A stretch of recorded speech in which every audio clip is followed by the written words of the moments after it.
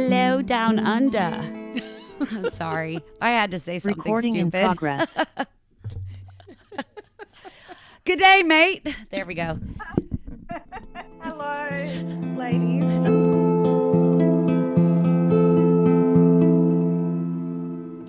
Namaste, yogis. This is Adrienne with How Yoga Changed My Life, a podcast, and I am here with my co-hosts, Natalie and Nora.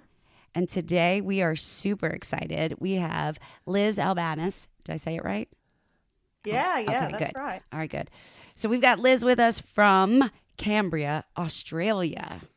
How cool is this? Ooh. I'm so excited. You're our most furthest away guest so far. I don't think we can get any further away though than Australia. How many hours is the time difference? It's 6 p.m. Yeah, about almost 6 p.m. here. It's nearly 11 a.m. Saturday morning here. Oh, wow. Yeah. Okay. Yeah, when my dad lived in Perth, it was like a 13 or 14 hour time difference, something like that. And it was so hard in the beginning because I was like, Dad, he's like, it's 3 o'clock in the morning. What the fuck do you want? I'm like, I'm sorry. Can you do the math? Yeah. So on my phone, I That's put a lot, that on though. there. 13 to 14 hours. It's a lot. Well, and then when you fly there, so when I flew there, I was telling you the story earlier, my girls were 3 and 6. And I flew by myself from Atlanta to Houston, Houston to LA, LA to Sydney, Sydney to Perth. Oh, yeah. 37 hours of travel time with a 3-year-old and a 6-year-old alone. Yeah. Wow. We get a gold star in heaven for I know, that. but I hope so. I hope those bitches remember it too. No kidding. But they literally were such troopers. They were better than I was. I was like, we landed in Sydney and we had like an hour and a half layover. And it's, you got to go get your bags from international, go through customs, go to your domestic flight. And we still had like a 5-6 hour flight to go. And the girls are just like dying. And I just look down at them and I go, look, I know that you're tired. I've been with you this whole ride. I'm like, I've had to stay awake. You've gotten to sleep. Anyway, here's what we're going to do. I'm like, we need to run our asses off. I go, I need you to just game on. Let's go. I go, you can cry when we get to the plane. I can picture it in my head. Oh, yeah. Like, When we get there, yeah. Yeah, I'm like, you can cry when we get on the plane. I'm like, but we have to get to the plane or else we won't see Poppy and Julie today. And so the girls just go, got it. Boom. And took off. And I was like, shit. Okay. Here we go. They were amazing the whole trip. They were amazing. And really you've got a Yeah, 6-year-old. My daughter wouldn't be that good. Yeah, but you're about to take That's your daughter. okay. She's all right. She's told the air hostess before when the seats weren't comfortable enough. So it's really? fine. Yeah. She knows what she likes. That will serve her well as she gets older. Oh my gosh, Absolutely. I love that. So It blows her mind that most kids, 6-year-olds, would have never gone on a plane. It blows her mind. oh my Wow. gosh. Yeah. I to remind her that it's not normal. It's not normal. Exactly. I mean, and just to see whenever I used to fly, when I worked at Coors Brewing Company, I flew a lot, at like 70-80% of the time I was traveling. And so, this was pre-kids, pre-husband. So I would get on an airplane and I didn't like kids for the longest time. And I got on the plane and I was like, fuck, there's a kid behind me. He's going to kick my Especially when they ass. pull your hair and stuff. Yep. Yeah. Yep. Kick the chair the whole flight. You're just like, oh my God, please kill me now. And then look at me now. I, started a family flow yoga. Yeah. I've got kids yoga. I know. I can't imagine you not liking No, I went through a time of my life where I was like, I'm never having kids. Literally, like I was career lady. It was all about my career. And now looking back, I'm like, what the fuck did what happened to me for that time? Your estrogen kicked in. Or Exactly. something. You're like, Exactly. "Oh, babies." My biological clock turned on quick. Yeah. So Liz, tell us a little bit about yourself. Yeah. So obviously I'm Australian and I've been teaching yoga since 2012. And yoga's changed my life, as you'll hear about I can't wait.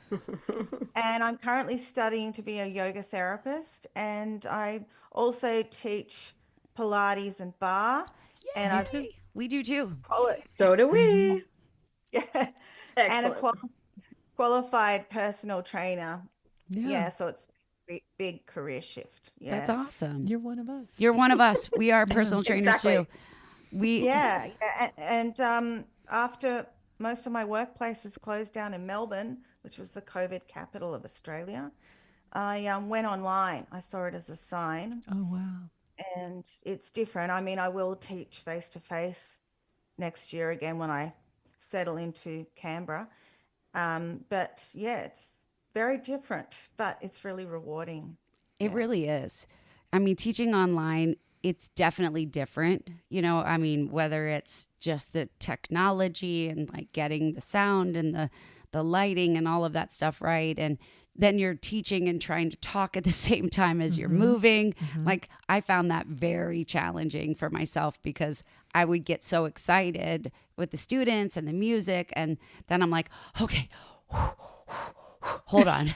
Okay, let me catch my breath, you know, because it's like you don't recognize how much energy it takes sometimes to do what we do. It takes a lot of energy.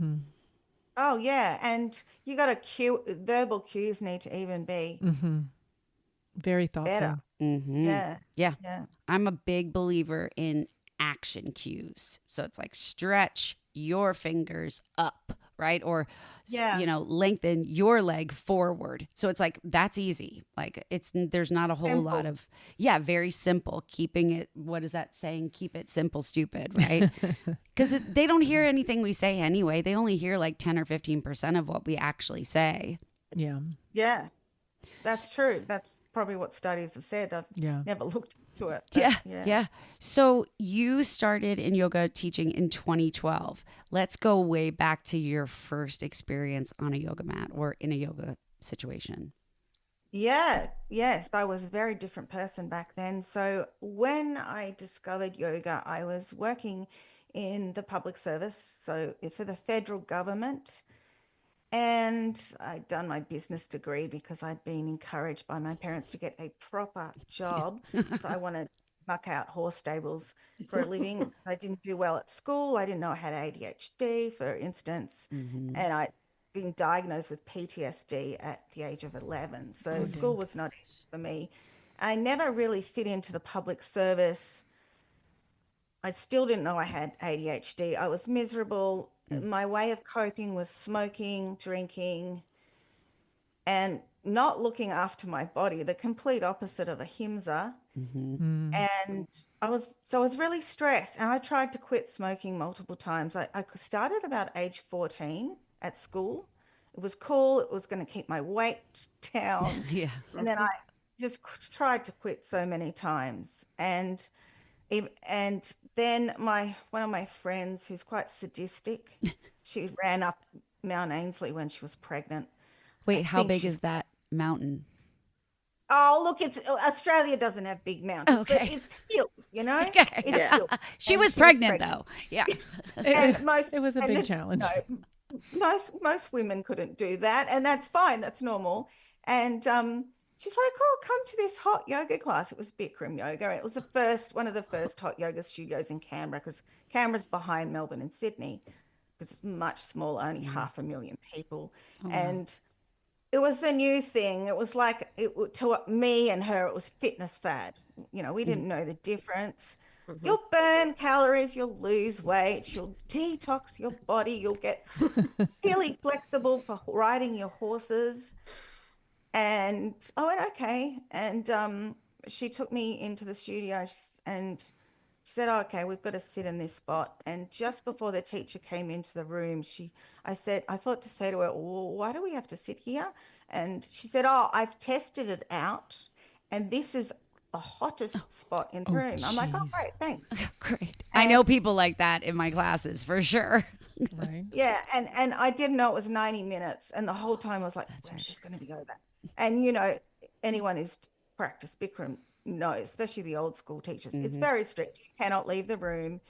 You can only drink water at certain times, and I was just dying. And Yes. Oh my I could word. not wait to get out of the room, but I was like, wow, I can't believe I actually did that. It was harder than the horse riding. And I felt amazing. I couldn't sleep though. Like I was walking on cloud 9, but it was an afternoon class and I just could not sleep, which wasn't ideal, but it made me feel so incredible that I kept practicing. I didn't realize there was a lot more to yoga Yeah. at the time, and I was in that Bikram bubble. Mm-hmm. And I managed to quit smoking about 3 months later, cold turkey, never had one since. And that was great because I tried so many times. Still haven't had one. Never plan to have another one, Mm-hmm. even when I've gone through really stressful periods, Yeah. like losing my mother and being separated from her during COVID and not knowing if I would ever see her face to face again, and suffering a miscarriage and, suffering second house fire. I never thought I need a cigarette. So that's been great. Wow. Yeah. And yeah, and then I discovered there's more to yoga, and I got out of the Bikram bubble and I tried other styles. And one of the most different styles I tried was life force yoga. And anyone who's not familiar with life force yoga, it was founded by Amy Weintraub in the US, who wrote a book called Yoga Yes. for Depression. And Yes. and she wrote one of the first articles on mental health in Yoga Journal, that something like yoga as the new Prozac. Mm. And so she's really a pioneer in the field of yoga and mental health.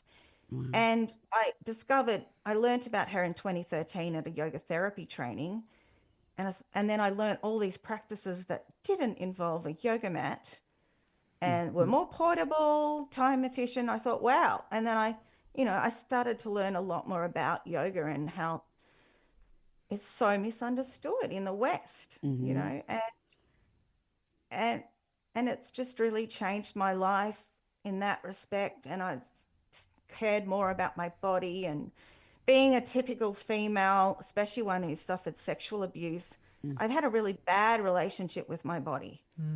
And even if women, or I shouldn't say women, people don't go through sexual abuse, a lot of us can be really horrible to ourselves. We can be our biggest, worst critic. Oh yeah. Absolutely. And Yeah. a lot of us, body image and body hate. Yeah. So it's helped with that as well. It's helped quit the dieting mentality and start to eat more intuitively and listen to my body. So that's been great too. Yeah. That's fantastic.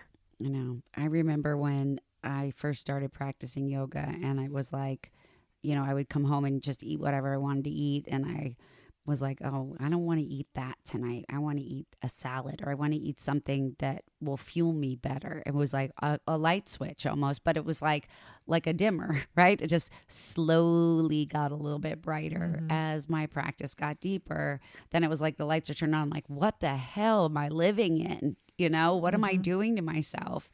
But I think, growing up, we're not taught to value our bodies. We're taught to compare our bodies and to compete with our bodies, right?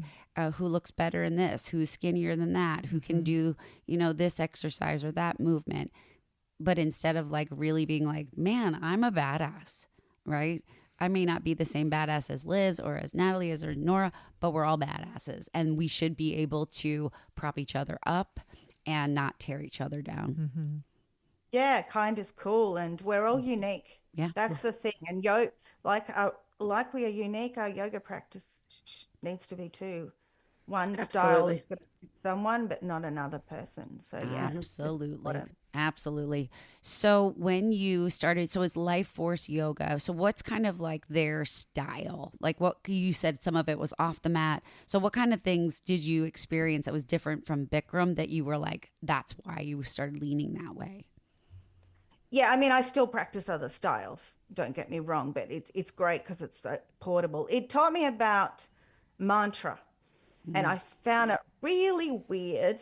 I mean, I chanted Om in like vinyasa and restorative and yin classes, but it was a lot of chanting for the chakras and other sacred chants, and not just sitting there and chanting, but in asana, in postures, chanting certain chants, cooling or energizing, depending what you were like. And it emphasized meeting and balancing your mood. And it acknowledged the fact if someone is really depressed, saying to them, oh, just get up and go to a vinyasa class, you'll feel better. Getting out of bed can feel like climbing Mount Everest. And then people like me, especially people like me with ADHD, saying to them, oh, just go to a restorative class and you'll feel calmer. It's like, no, you got to burn off the energy first in a good way, not make it worse, Right. not make yourself more anxious. You got to meet your mood first and then acknowledge that, and then how to balance it back to a sattvic state. So that was different about it. But there was also the Kriya, I would deem them Kriya meditations, the chakra clearing meditation with chants for each chakra, and mudras were new to me. I'd only knew. I love mudras.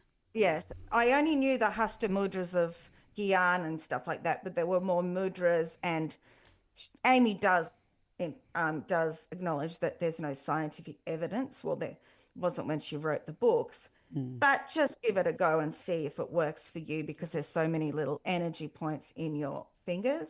And when you're chanting, she emphasizes that the place of your tongue, there's all these meridian points. Yeah. And the ancient yogis knew this. And so there was practices like that. And the other thing was different was making friends with your inner critic. And some people say it's not yoga because it's Adva Vedanta and Ashvi, I can't pronounce it, Ashvi Kashmirism. But to me, Vedanta is inclusive of yoga and vice versa. So it had practices like that. That's very cool. And it's practices that people find more accessible. Yeah, and it spoke affordable. to you. Yeah, well, and you know what I love? You connected with it. Yeah, like what I love is that, you learned basically with Bikram, right? You learned 1/8 of the limbs, right? You learned the asana practice and maybe a little bit of breathing, right? But you didn't learn, like you talked about, the subtle body energy and the discipline of like finding that wholeness and oneness within yourself and being able to find a regulation tool to help you regulate your body. And that's what's so crazy to me is that why, if we have something that's so good and all of us know this, why is it that we're not teaching this to young people? Why are we not having yoga actually in the schools? I'm ADD, Nora's ADD. I don't know if you are, but you're probably close. Maybe. You're somewhere near our bubble. I'm undiagnosed. Exactly. You're just But a lot of people our age are, and younger people. Absolutely. Yeah. I don't think it was. I'm the oldest one on the call. That's okay. And it's not the kind of thing that anyone was diagnosed with. No. Well, not at our girls. age. But honestly, Only boys were supposed to. Only go boys together. were tested. Yeah. When we were in school, all the boys were tested. That's why we didn't know anything about I don't know it. that even the We boys weren't. were tested when I was in school. And I was just told we were it's still dumb. writing on stone tablets back then. But honestly, you know what? In our profession, a lot of people are ADHD. Fitness. That's true. Fitness is a good because place. we do well sitting for long periods of time. Yeah, fitness is a good place like, for that brain. That's one of the things with our particular situation that where the three of us are right now is that I have a different person, a different problem, a different class, or a different point every hour on the hour. So I can shift my focus and I don't get distracted. And even just working with one person, it's like you're looking at their body doing this and you're listening to them this and you're thinking about what's next. Like with any given client, we've got 3 things going on. I don't know, I might be. Because when you and I have conversations, like literally we will talk about 3 different things at once. Yeah. I think you're ADD adjacent. I'm ADD. I'm on the spectrum. It's Just so somewhere. people are learning about it, and then I'm going, because I was just told I went to a bilingual school, international school, abusive, horrible school in primary school. My teachers just told me I was dumb in front of everyone else, and they told my parents, she'll be lucky to finish school. Oh my god! So it destroyed my self-esteem, and they wondered why I couldn't have red cordial. and Oh, lollies. I don't know if you call it cordial over there, but and if my mum had been alive when I was diagnosed, it would have been a big light bulb moment. yeah, exactly. Yeah, right. Yeah, I Yeah. agree. Well, even, and I have a friend of mine who is in her mid late 40s now.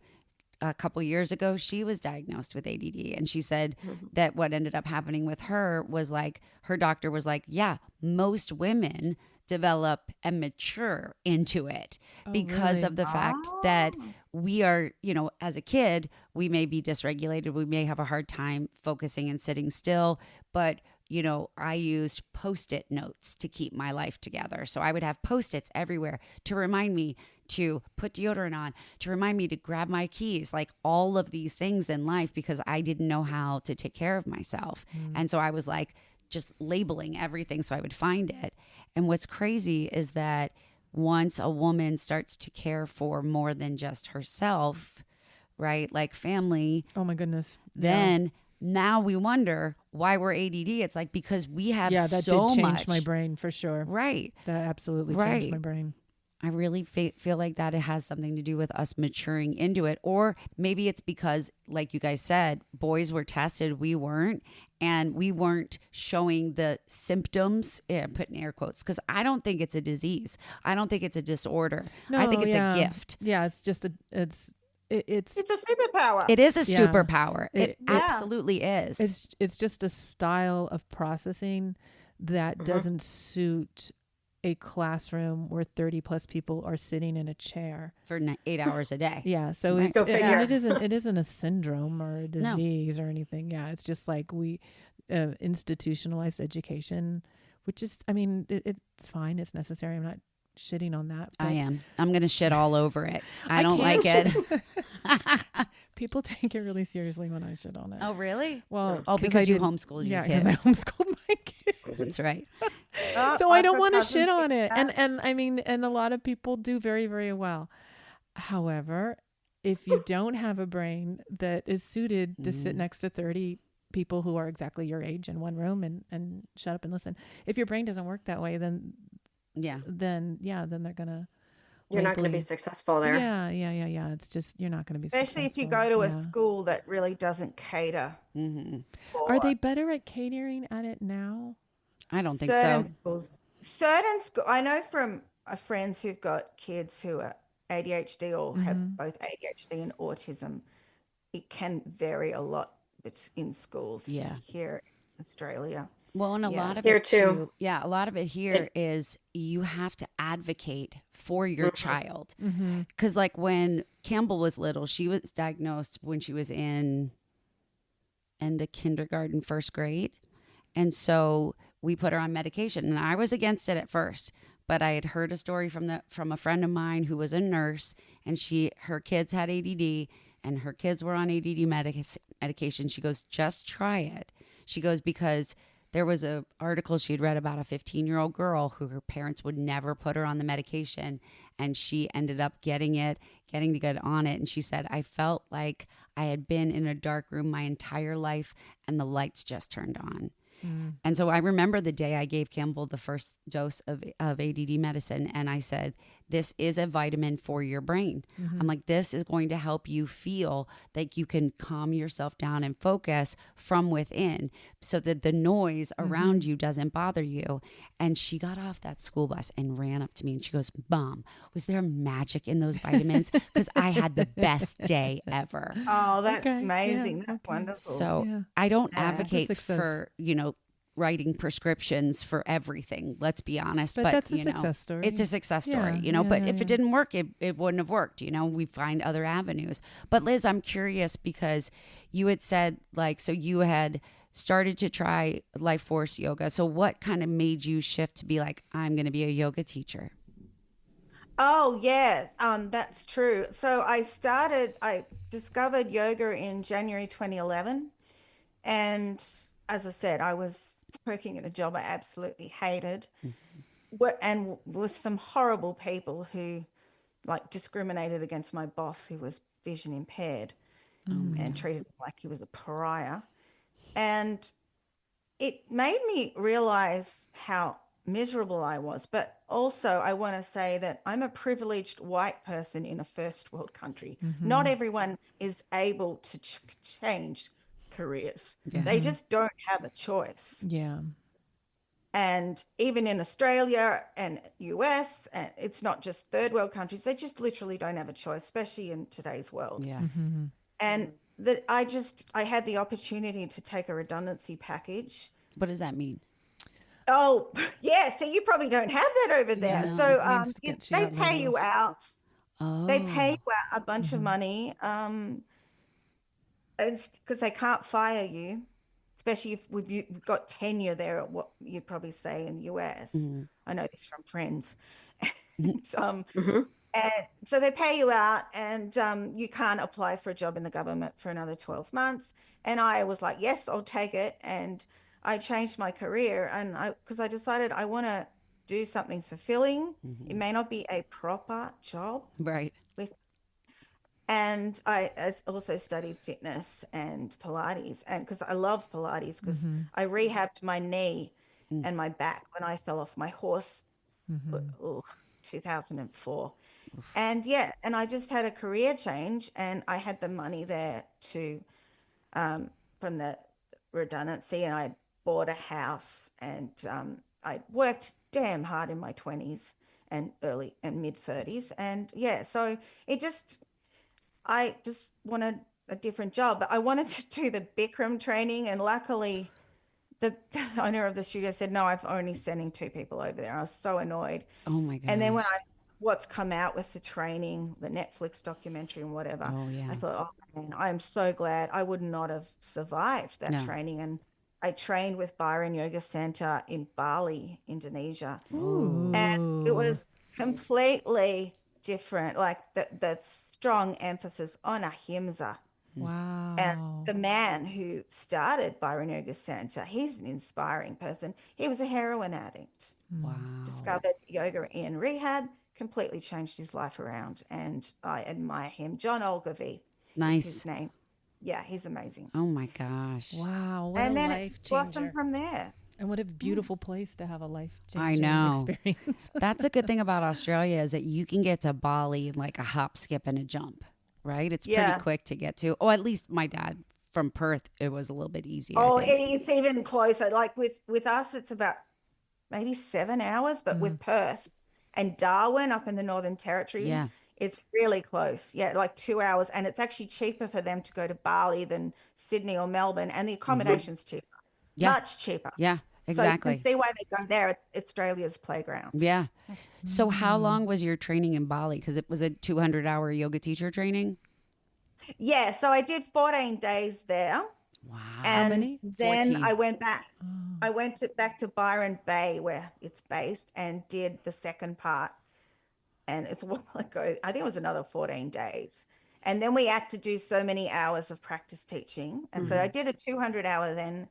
And the next year I went back to Bali and did the 500-hour component, and then came back and had to do the practice teaching and all of that. I'm fully that living fine vicariously on. through you right now. I'm Yeah, right. picturing Bali. I Bali. was lucky. I'm privileged. I've trained with some amazing teachers in the US, Canada, and here. But I've been lucky. A lot of people would if they'd had the opportunities. It's not because I'm smart or anything. I've had opportunities that I've taken. It's so interesting too, because like I had a very similar journey where I started my teacher training, and then the next year I started my 500-hour. It was like I was a voracious learner. Like I just did mine back to back Yeah. too, 200 and then the 300. yeah, I wanted more. Actually, I did 300 first, but that's a different story. Oh, that's right. I'd like to see more teachers do more than 200 hours. And I'd also like teachers to have a beginner's mind and know, even if you've done 500 hours, 1,000, whatever, you're still going to learn more, and to not yourself out from that. Yeah. Well, even when I went through my 500-hour, I remember a conversation with like we would go, it was a module based. It was a company called Wild Abundant Life. They're not in business anymore, but the woman that I trained with was one of Baron Baptiste's personal teaching assistants for like 13 years. Oh, yes, I know Baron, but Yeah. So it was, I don't know him personally, but I know people who study with him. yeah. And he's got a fabulous, power yoga, component for his teacher training. And so she took that, plus she did all these other trainings. So it was, if we want to say like woo woo wee, it was more woo woo wee than like going to like a Bikram class or going to a vinyasa class. She had us doing a lot more of the actual practice of yoga, the more than just the psychology. Practice. Yeah, yeah, exactly. And I remember every weekend I would leave, and so you would have different people from all over the country fly in, and you would have different people. Oh, is this what you were driving up?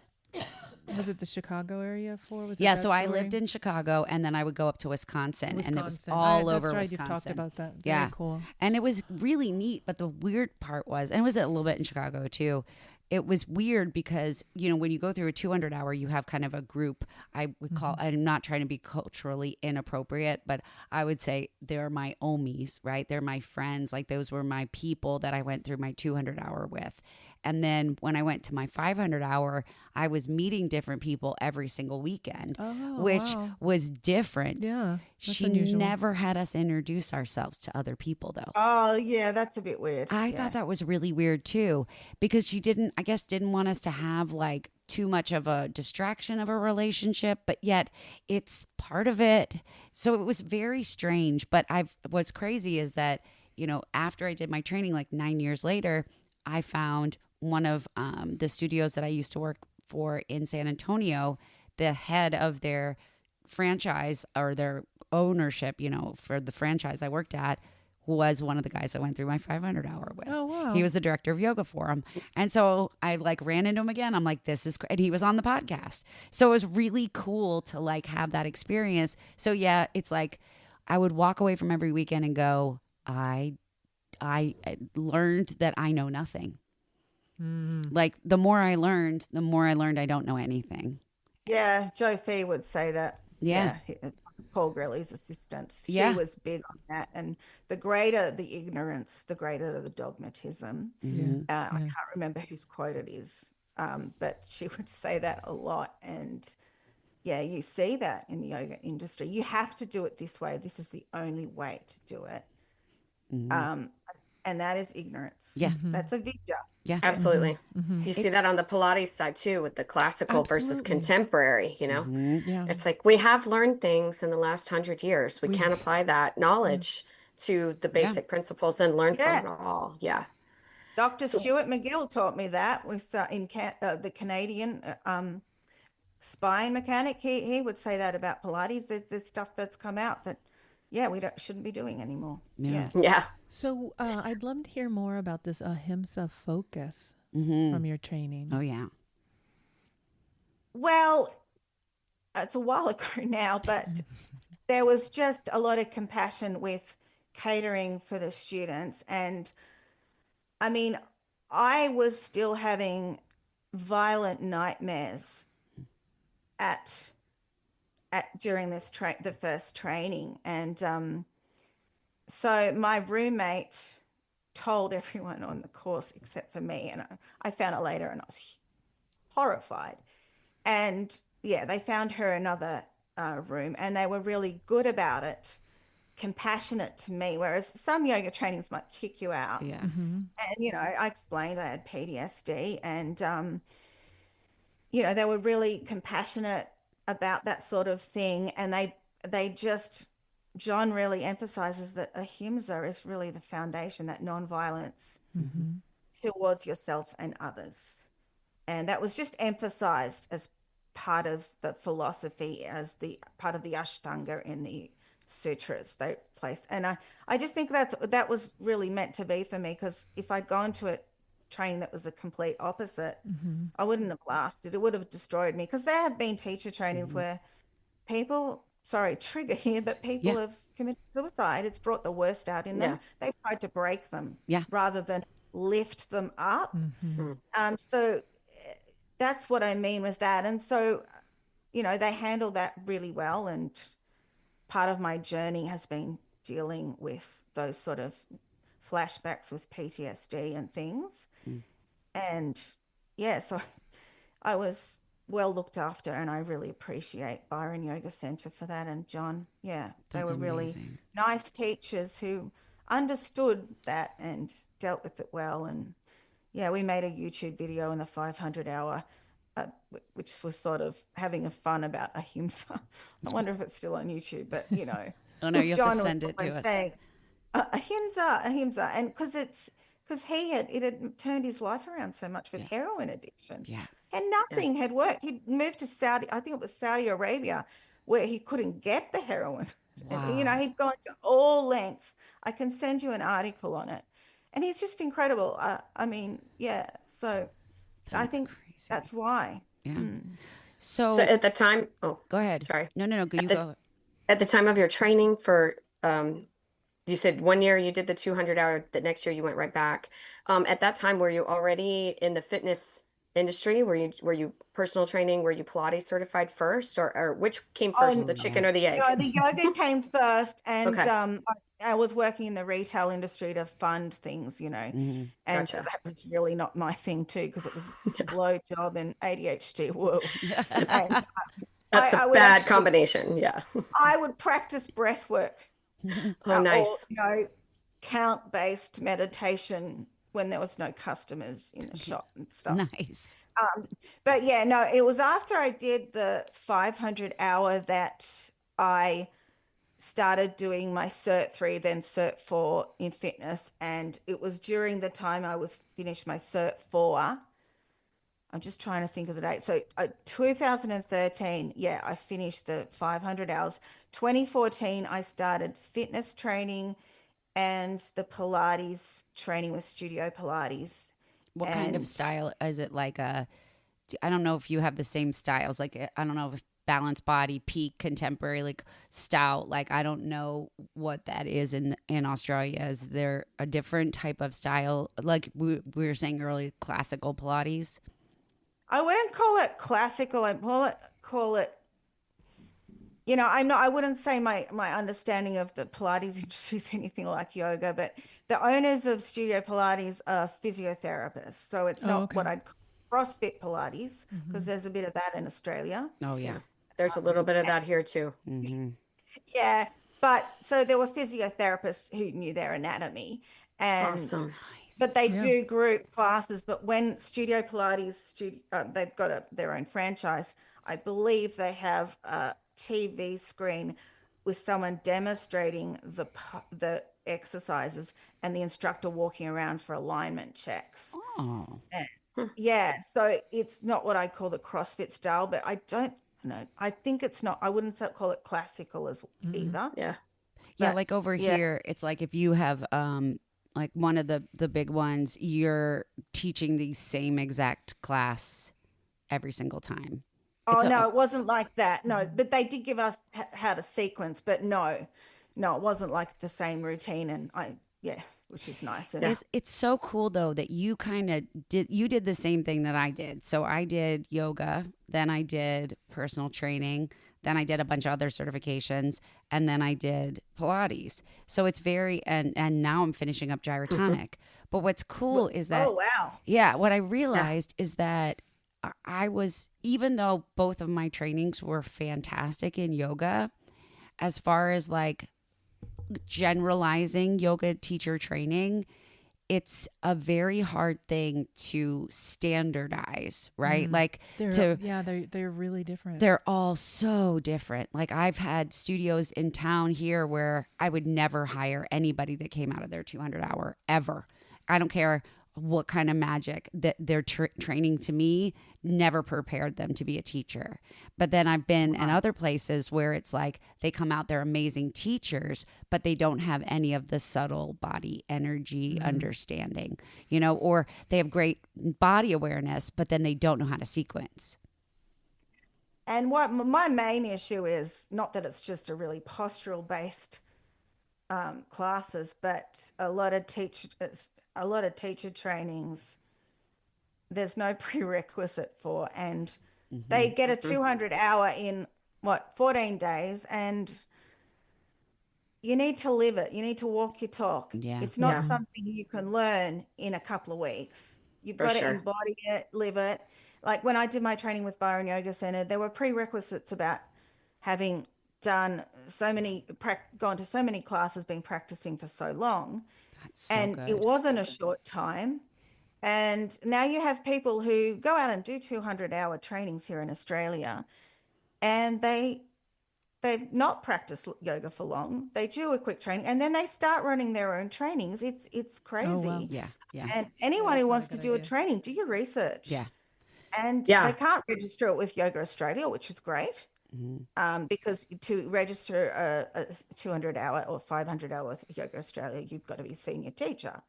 So, but people sign up for it and they do it to pay their costs. It's lucrative. Yeah. But it's sad it's come to that. It Yeah. is. It's very sad. And I think that like the more that yoga teachers do, as hard as it can be, branch out and learn other fitness, movement, functional movement, any kind of other types of trainings, it makes you such a broader based, teacher. It gives you a lot more skill set. Like I have found that a lot of the things that I've learned in yoga were never talked about in the fitness world. And then being able to marry those two together, it's like it gives a little superpower to us. We're different. We look at the bodies that are in front of us. We're not just cueing what we are scripted or what we, memorized. Yeah. Exactly. Yeah, no, I learned more about anatomy from the yoga training I did, especially when I studied with Joe Fee, Paul Grilly's senior assistant, Bernie Clark in Canada. I learned more about how unique our skeletons are. I love Paul Grilly and Bernie Clark. They're two of my favorite people ever. Like I love, I'm a Geek like, out. yeah, I'm a total fan. Yeah. So and all three of them have just taught me so much. So I really thank you to them for what they taught me. Yeah. And my students who've taught me about how different they are. Yeah. So when you got done with doing your trainings, then when did you first start teaching yoga? After I had the 200 hours, because that's why I went to Byron Yoga Center to get extra help. So by the time I came home, I still didn't have the confidence. And I had mentoring there. I started teaching, but I always planned to do more studies because that's the sort of person I am. And I think there's this deep-seated limiting belief that I've had that I don't know enough. Yeah. Especially when you get told at school, stuff like that. Yeah. And part of it is unhealthy because it's a self-limiting belief, but part of it is good because I believe a lot of people don't continue learning and think, oh yeah, I've done enough training. Yeah. But that's why when you join places like Yoga Australia, you've got to get your CPD points. You've got to do so much training each year. Yeah. It's super I important.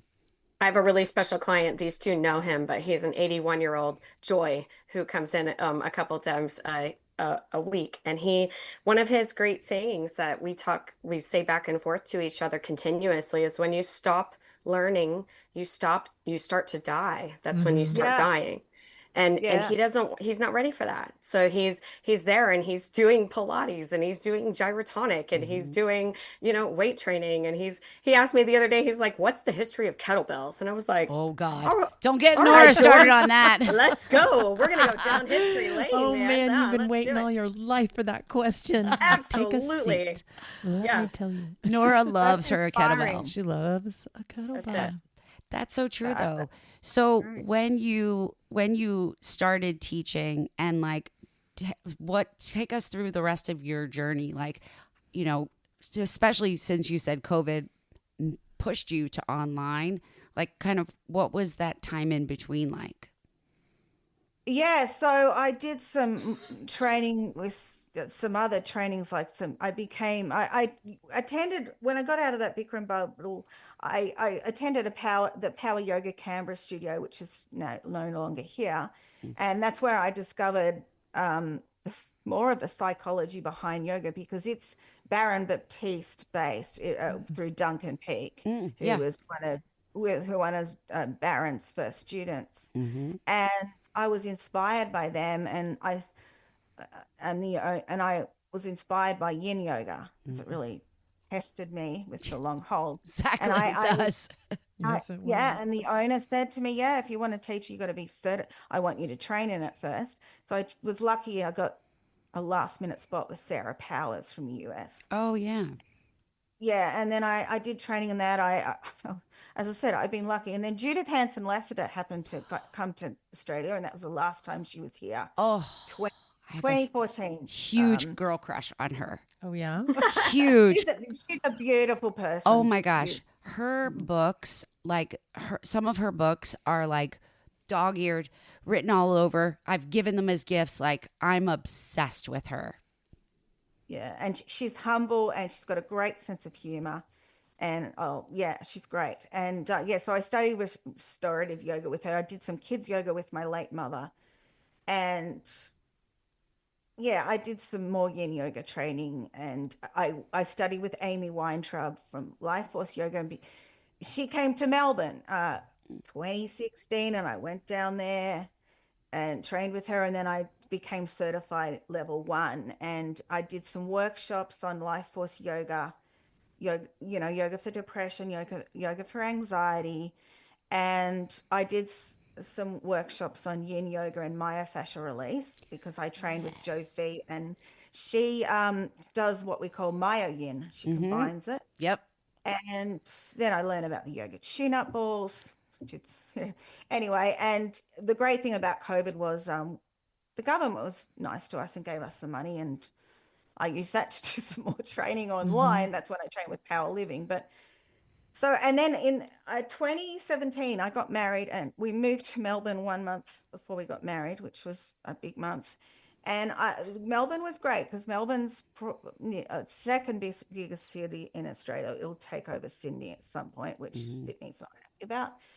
And and there were so many more work opportunities there, like with Reformer Pilates teaching 4 or 5 classes back to back. Nice. So many studios to teach at, and I actually, when we lost some teachers after the COVID lockdowns because they didn't get vaccinated, and I'm not getting political here, it was just the rules. Right. If you don't Right. get Right. Right. vaccinated, Australia was crazy with the rules because my dad lived in Perth, and they were like locked down. Like they were not even allowed to go outside of Western Australia. Right. they wouldn't get back in. Yeah. Yeah. They wouldn't let them back in. Because Perth had no COVID. I mean, W had nothing. Melbourne had heaps. Melbourne exploded.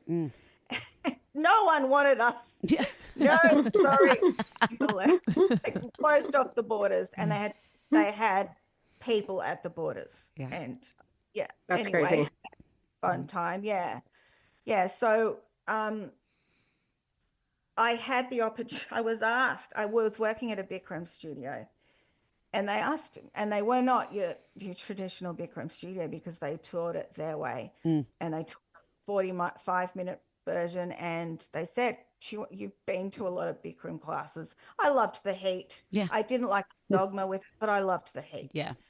And they mentored me, and I taught Bikram my way, Bikram beats, silent Bikram. So I taught other styles, and that's when I learned to teach bar, and yoga gave me the self-belief that I can do this because bar, the musicality is quite tricky. It's a great workout, but it's tricky with the musicality. And my teacher, Andrea Robertson from the Bar Clinic, she's tough, she's strict because she was a professional dancer. Yeah. And she's great. Oh yeah. And yeah, so I did more teaching there, but and I was at this Bikram studio teaching a lot of classes, and some other places, gyms, other studios, and I'm getting a bit hazy, but one studio closed down, and then the worst, and I was mainly teaching though at this Bikram studio. It was my main bread and butter, and I loved it. I nearly bought the studio when it went up for sale. I'm glad I didn't, because I don't think I would have handled owning a studio. And then we moved back here, and they couldn't sell it, and it ended up closing down, and it was devastating for the community, them and me. And I saw it as a sign, and I started private private sessions online, and had a coaching program, a 12-week holistic course about transforming your mental health using yoga, nutrition, like and fitness and mindset, and that was going well. And then the fire happened, and that sort of turned my life upside down.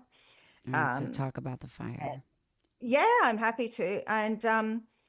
And then I put things on hold. I was finishing off that course, and I had a couple of people who didn't really get that I needed to put stuff on pause, and I offered them partial refund, and they were like, no, we need this. And yeah, so I did do a little bit of stuff, but then I took some time off to take care of me, because it really affected me. That's one of my biggest fears is a fire. I've never had a fire, been around a fire, like anything like that. My like great grandmother's house caught on fire, and I don't know, there's just something so terrifying about it. What happened? Yeah, so it was my second fire. It's a bit of a theme of my life. Wait, what? 2 fires? Yeah, 20 years. And the weird thing, the spooky thing for me was the second fire. I can't remember. It was either 13 hours before the 20-year anniversary or 13 hours after. I've forgotten now. Oh, that's so weird. Yeah, see, I find that kind of weird. We are really big into all of those kind of signs. Yeah. Yeah. But the first fire the house was on was fine. But I wasn't. I got burnt. And it was a combination of quitting my job, being told off by one of my parents that how disappointed they were in me, and having a major argument, smoking, drinking. And then the rest happened, and I had second, third degree burns. And luckily the house was okay though. Oh my because gosh. that would have put a spin on things. And yeah, so, I was so stressed in this job. I had Devil Wears Prada sort of boss. Oh. And and I was like working till 10 p.m. on Christmas Eve and things unheard of. And so I ended up quitting because it was affecting me so much. And so that was the first one. And then last year on January 11th, we put our daughter to bed. It happened 11 o'clock at night. And I'd just gone upstairs to turn my phone on silent, put my AirPods on and do my meditation. Husband was downstairs cleaning up.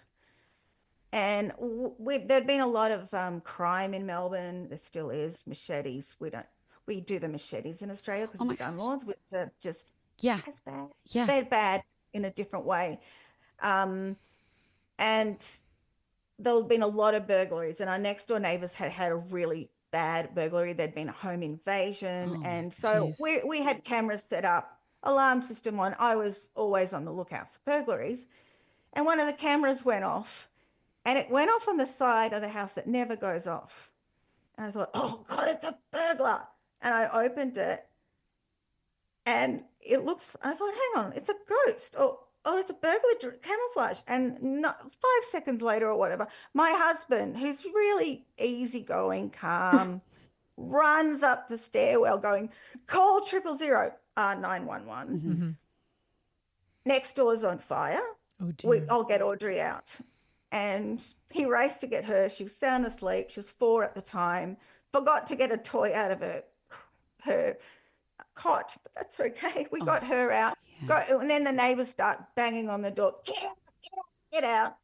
And we had the door deadlocked. And I'm like, and having ADHD, I was like, I had my phone in my hands at least, but I often lose the house keys. Yeah.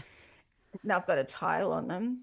And so my husband found them, and they're like, what's your door locked? And then we got burglaries. Out. He had been downstairs, and he'd heard the neighbors screaming, and they never screamed. They were really quiet, lovely neighbors. 2 of them were elderly, and they had their daughters there. And he thought, what's going on? And the neighbors on our other side, they'd seen the flames because they were so big. And we got out, and our house wasn't on fire yet, but the smoke had gone over the fence, which had set the cameras off, and there were people lining up in the streets. And it was the second fire on our street in less than 6 months, which I thought there's something wrong with this place. Yeah, there's something wrong. Absolutely. Yeah. And then, my husband went back in to get his car out, which was bright because it wasn't on fire yet, and he knew we'd need a car. And and so it started in next door from a massage chair. The neighbors, 3 of them were asleep. One of them who used the massage chair, he was in his 70s or something. He was in the shower when the smoke alarms didn't go off until the smoke came up the stairs, because they weren't interconnected. They don't have to be in old houses in Australia, except in the state of Queensland, which I have a big issue with now, and I've tried lobbying the government about it. And so by the time they knew, half the floor was on fire, and I think other people knew. And anyway, they were lucky to survive. I'm so glad they did, but it must have been absolutely terrifying. Yeah. I cannot imagine their terror. And, people have horrible things happen with fires, as we've seen here in Australia and overseas, especially Los Angeles. That was crazy. It's awful. And horrible. And so I videoed it going, I cannot believe this is happening. My daughter was screaming, and I turned her away from it. And, people come and watch these spectacles. Looky-loos. Yeah. Yeah. And we had 50 firefighters there and 14 trucks, because it ended up making our house inhabitable. The house on our other side had damage to it, but the house on the other side was made inhabitable and had 2 rooms destroyed. It got rebuilt. Our house got demolished after a long insurance battle 3 days after the first anniversary. We had to go to a politician to get help from the insurance company. Oh my God. And so there was a lot of stress involved, and people are like, oh, you didn't lose your house. And we're grateful for that. It doesn't mean it wasn't traumatic. It doesn't mean it wasn't scary. It doesn't mean it was damn stressful battling with the insurance company and salvaging what contents you could. And it was really stressful. And it showed to me how kind people can be, but how horrible they can be. Like the amount of people that walk by to just stare at you and gawk, and they don't say anything, most of them. They just gawk. And we'd have people driving by to look at the 3 houses, and one of the neighbors just broke down from people staring. And I just thought, I'm so sick of this. I'd turn around and say, hello, how are you going? And they'd be like, oh, shivers, she's seen me.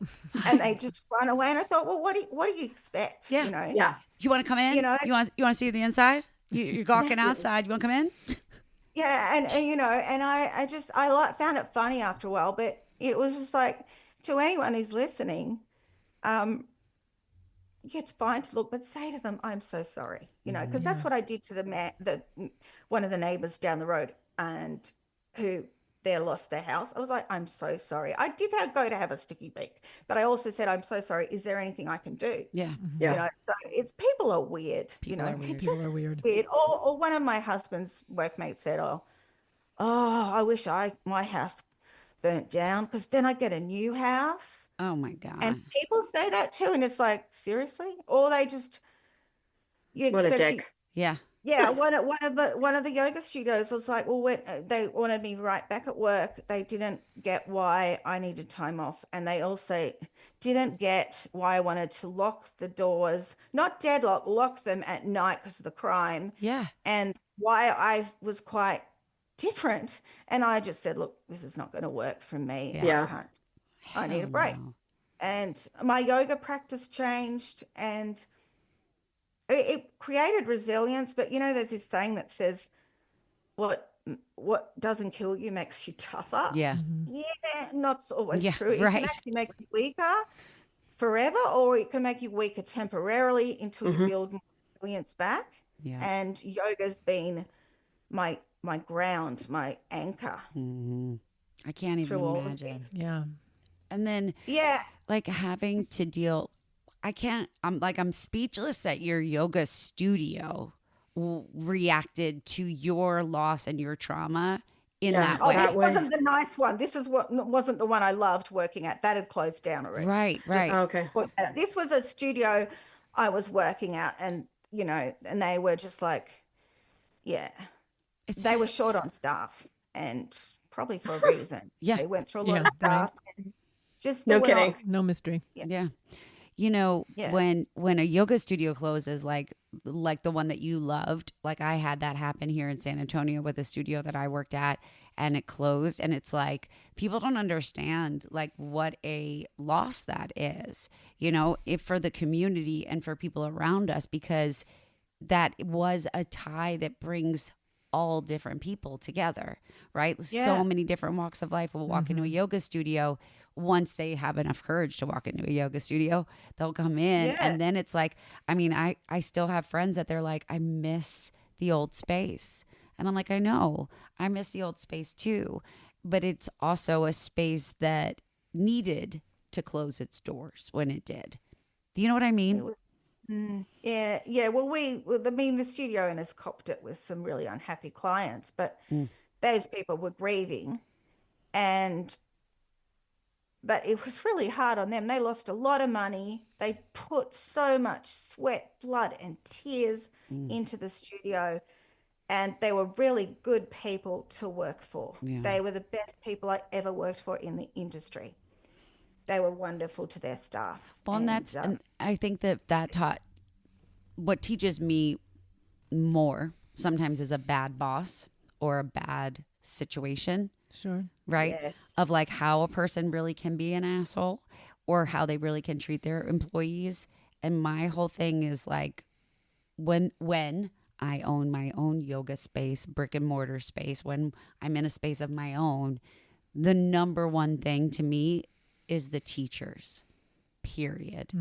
The teachers. And it's not just about getting the best teacher from the best studio. No, I don't care. I want them to be a part of the community and want to grow, kind of being a piece of patchwork on a quilt. Because when you take care of your teachers, they will bring students. That energy that you pour into them will pour into the community. But like I've been at so many different studios that don't offer continuing education for teachers, that, make them pay for it, or, dock their pay if they have to, you lose money when you can't teach. And if you want to go learn something, you've got to find a sub. And it's like, that to me is, if you have teachers in your studio, that's the fertile area that you need to be watering and feeding and taking care of those plants. Because your studio, like you said, we don't get any better, we're going to die. If we don't learn, we're dying. That's when we start dying. And that's what I think happens a lot.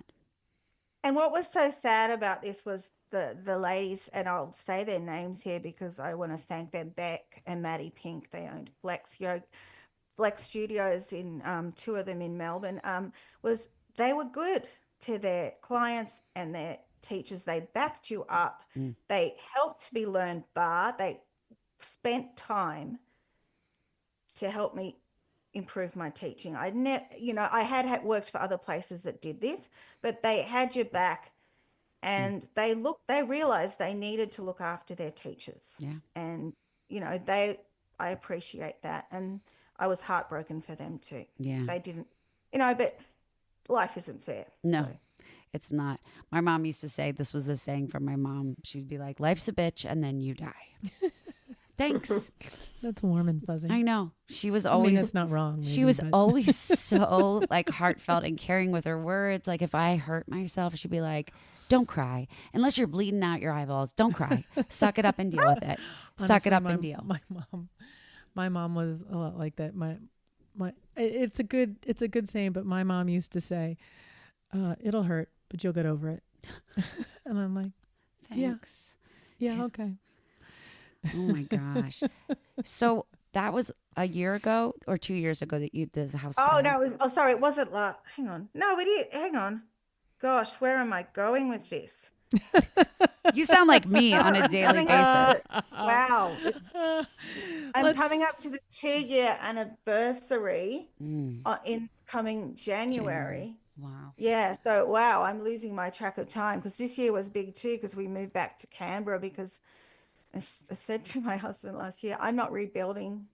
Yeah. I can't. We were living in a rental thanks to insurance. Mm-hmm. And that's another people's thing to say, oh, well, at least you got insurance. It's like, yeah, it helps. Trust me. It's like when the celebrities lost their houses last year. Well, doesn't matter. It's like, yeah, it still does. It's still traumatic, etc. Exactly. But yeah, so it's coming up to the 2-year anniversary, and I've been still just teaching online because we moved back to Canberra and renovated the house a bit, and I've been doing my yoga therapy studies. And Yeah, how did that I come know. I want to about? talk about that too.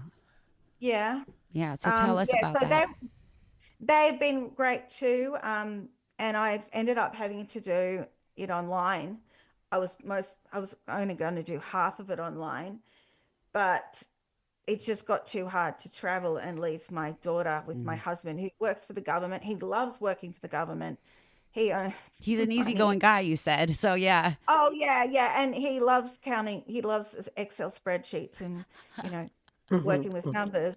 And yeah, so I've continued my yoga therapy studies and done and worked with people one on one as part of my studies and as part of helping people design a yoga practice for themselves that's for their uniqueness. Yeah. I've designed them and helped clients with finding yoga, making yoga accessible. Like I've had a few clients that either had a bad experience at a yoga class and never went back, or just went, no, it's not for me. I'm not flexible. I'm male.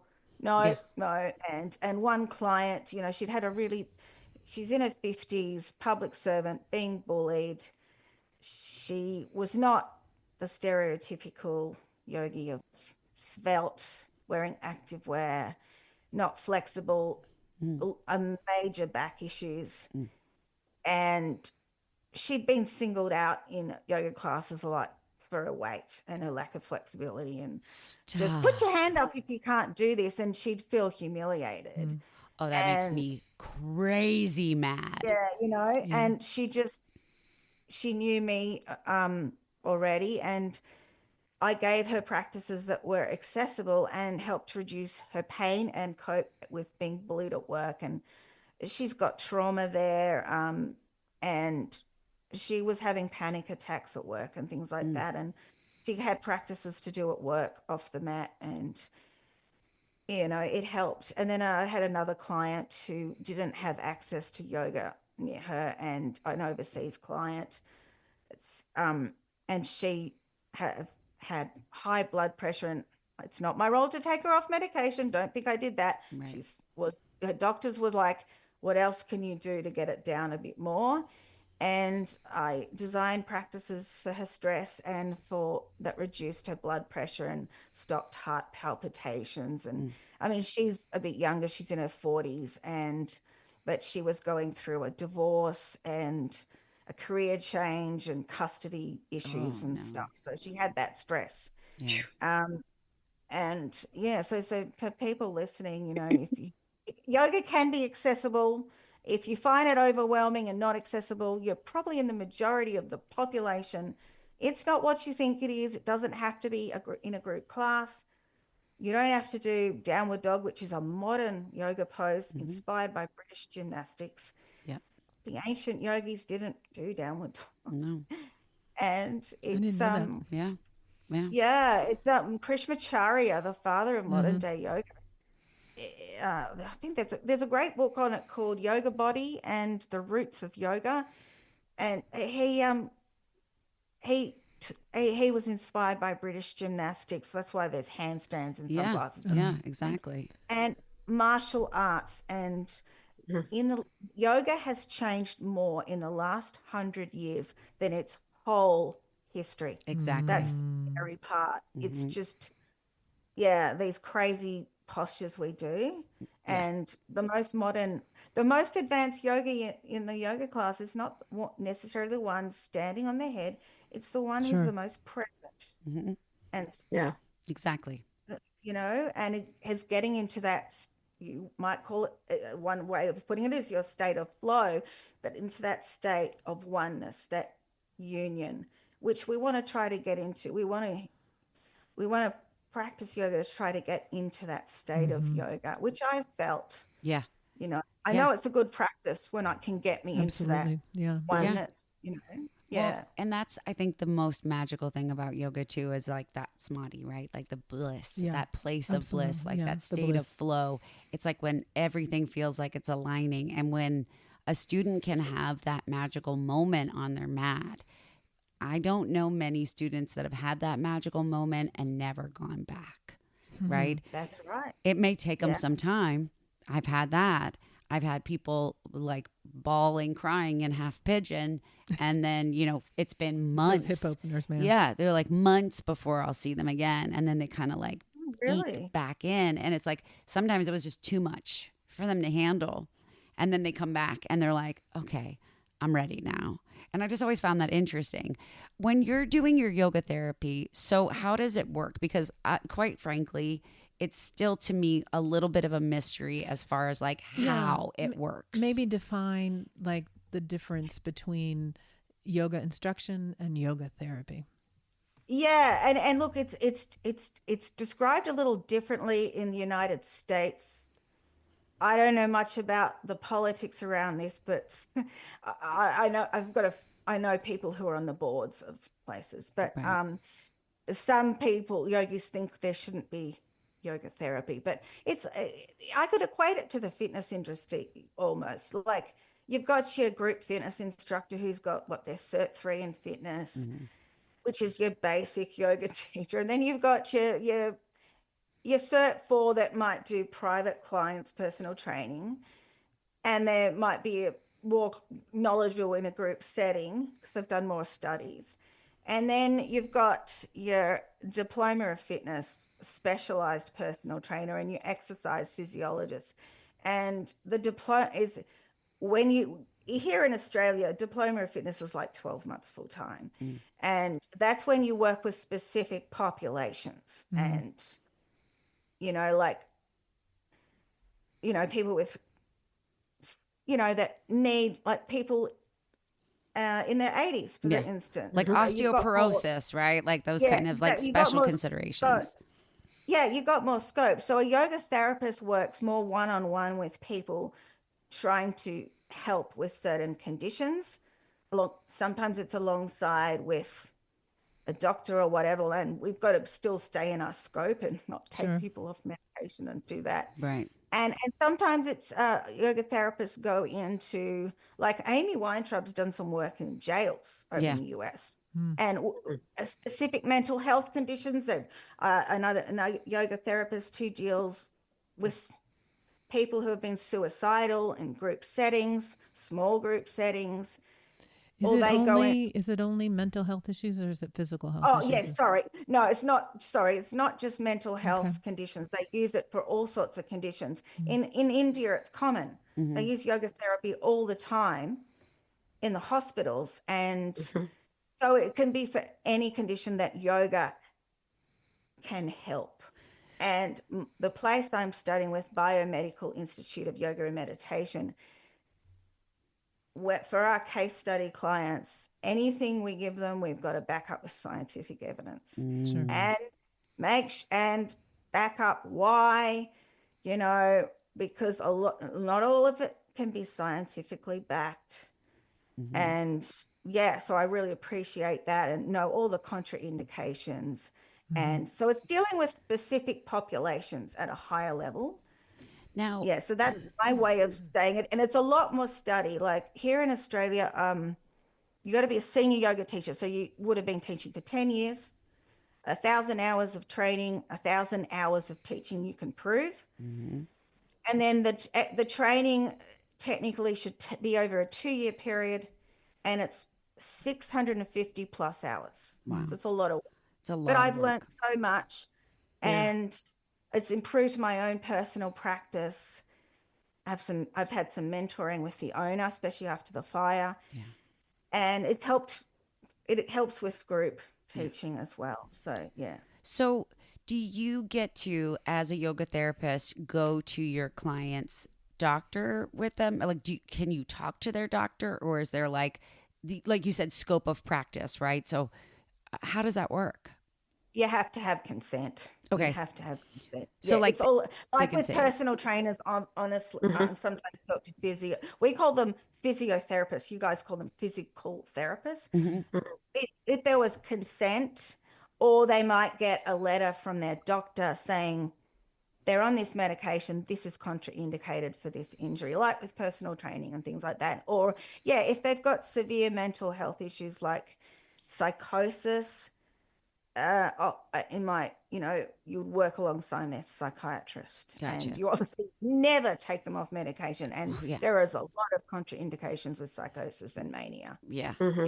Absolutely. And that's why yoga practices are like penicillin. One may be medicine for you, but poison for your neighbor, and not just asana, meditation, breath work, all of that. Yeah. That was one of the one of my highlights of my career was when my best friend in Chicago went to rehab, and she was in rehab for 30 days by herself. And, she had a phone, but she was a yogi. And, during the time that she was there, she said, can we do Zoom and, you teach me yoga? And I was like, sure. So we did it one night. And then she's like, well, I got a couple of people that want to come too. I'm like, okay. So, weekly we would do it. Then next thing you know, they're like, we really want meditation. We really want nidra. We want all of these other kind of, more softer, or like you said, off the mat skills. And so I became the rehab yogi chain letter. That's how I put it. So it was literally like she was there for 30 days. So I would teach a couple classes at night during the week. I never asked for any money, obviously, because to me, I was getting an even energetic exchange for what I was providing and what I was getting back out of it. And so then when she left, she gave my number to someone who was there, who was still there. And then when that person left, they gave my number to another person, to another person. That's lovely. So I never talked to anybody at the facility. It was always like after their Dharma talks, or their Dharma, I think is what they called it. It was like a Dharma, a version of like an AA meeting, I believe. And they would come, and I had a guy who had severe PTSD, and he had a really bad episode that evening after the practice, but he came back the next week, and he just said, hey, I just want you to know I had a really bad, night after I did that meditation. I go, and then I was like terrified, like I shouldn't be doing this. This is not in my scope of practice. But he goes, but it was life-changing, and I want to be here again, and I want this to happen. But he made sure that he told everybody in the room, like, here's my wife's phone number. If something happens, she's the one that can help me get out of this. Here's some of the signs that you should look for with my body and what I'm doing. And he kept coming. And so it went on for like 6 or 8 months. And then finally, somebody didn't pass my name along, so I'm not there anymore. But it was magical. And I feel like that, to me, was one of the big drivers of, I really think this yoga therapy could be something amazing, but it's just not in my wheelhouse right now. Yeah, no, fair enough. I mean, you may even, if you may want to do some research on trauma sensitive yoga. Yeah. People said to me, I've had people say to me, all yoga's trauma sensitive, which is a load of baloney. Mm-hmm. Exactly. And I've had people say, well, I just go to a trauma sensitive class. And I'm not saying it's foolproof. You can never make it foolproof that you will not trigger someone. Saying to someone, take a long exhale can trigger them if they were taught how to shoot a gun in the military that way, for instance. But we can take some measures to make classes better and more. Absolutely. Well, and I've said this on the podcast before, and I say this in a loving way. Like I don't believe in trauma sensitive yoga speaking, because I feel like you can't compare traumas, right? It's like you went through a trauma. Different. They're different. And like I went through a trauma. Like your traumas scary, my trauma is scary. It doesn't mean that one is harder or worse than the other or better than the other, right? And so I feel like I had an experience with a yoga teacher one time that said, "Oh, you did great teaching that, but don't say straighten your leg. That's very triggering."